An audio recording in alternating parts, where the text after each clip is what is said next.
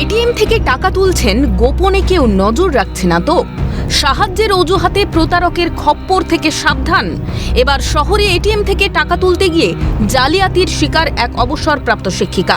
মুকুন্দপুরের একটি রাষ্ট্রায়ত্ত ব্যাংকের এটিএম থেকে টাকা তুলতে গিয়ে খোয়ালেন 1.5 লক্ষ টাকা। প্রতারণার শিকার ওই শিক্ষিকা নয়াবাদীর বাসিন্দা অলকানন্দা সেনগুপ্ত। গত 7ই ফেব্রুয়ারি সকালে ওষুধ কেনার জন্য পাড়ার এটিএম থেকে টাকা তুলতে গিয়েছিলেন অলকানন্দা। পাশের মেশিনে তখন ছিলেন আরও এক ব্যক্তি। টাকার পরিমাণের অঙ্ক টাইপ না হওয়ায় সাহায্যের অজুহাতে এগিয়ে আসেন ওই ব্যক্তি।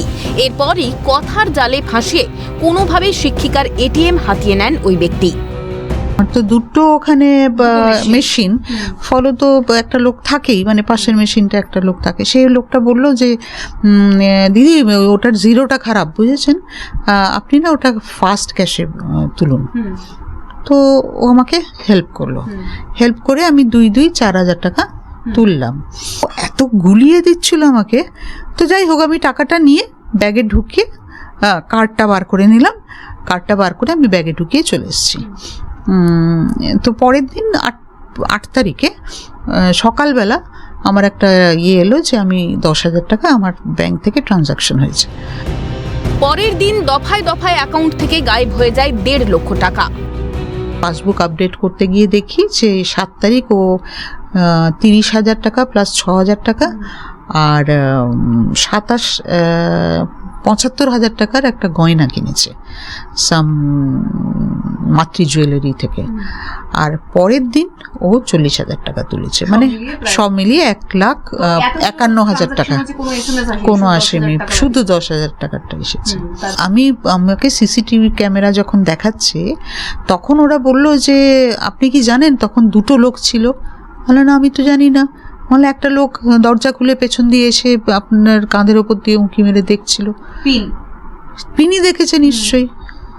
শহরে ফের এটিএম জালিয়াতি। প্রতারণার শিকার হলেন নয়াবাদের এক বাসিন্দা অলকানন্দা সেনগুপ্ত। পঞ্চশায়র থানায় অভিযোগ দায়ের করেছেন তিনি।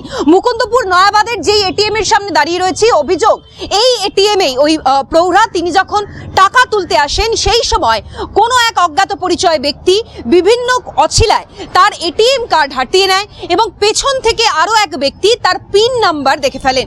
এবং সবথেকে গুরুতর যেটা অভিযোগ, শহর কলকাতায় একের পর অরক্ষিত এটিএম নিয়ে অভিযোগ উঠে এসেছিল এর আগেও, কিন্তু মুকুন্দপুর নয়াবাদের যে এটিএম এর সামনে আমরা দাঁড়িয়ে রয়েছি এই এটিএমেও নিরাপত্তা রক্ষী বা সিকিউরিটি সার্ভিলেন্স কিছুই নেই। এবং যার জেরে এই বিভিন্ন ছলছাতুরি করতে পেরেছেন এই ধরনের প্রতারকরা। ইতিমধ্যেই ওই প্রৌঢ়ার অ্যাকাউন্ট থেকে খোয়া গিয়েছে প্রায় 1.5 লক্ষ টাকা। ইতিমধ্যেই এই ঘটনায় পঞ্চশায়র থানা ও মুখ্যমন্ত্রীর দপ্তরে লিখিত অভিযোগ জানিয়েছেন ওই শিক্ষিকা।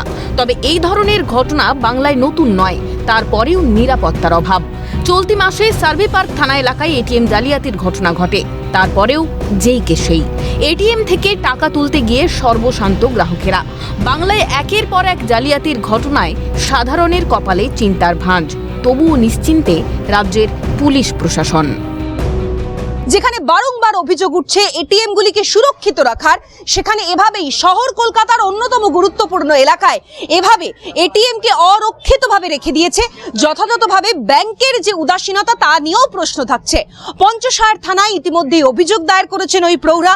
শুধু তাই নয়, মুখ্যমন্ত্রীর দপ্তরেও লিখিত অভিযোগ দায়ের করেছেন, কিন্তু এখনো পর্যন্ত কোনো অভিযুক্তকে চিহ্নিতকরণ করে তাদের বিরুদ্ধে ব্যবস্থা গ্রহণ করতে পারেনি পঞ্চশায়র থানার পুলিশ আধিকারিকেরা।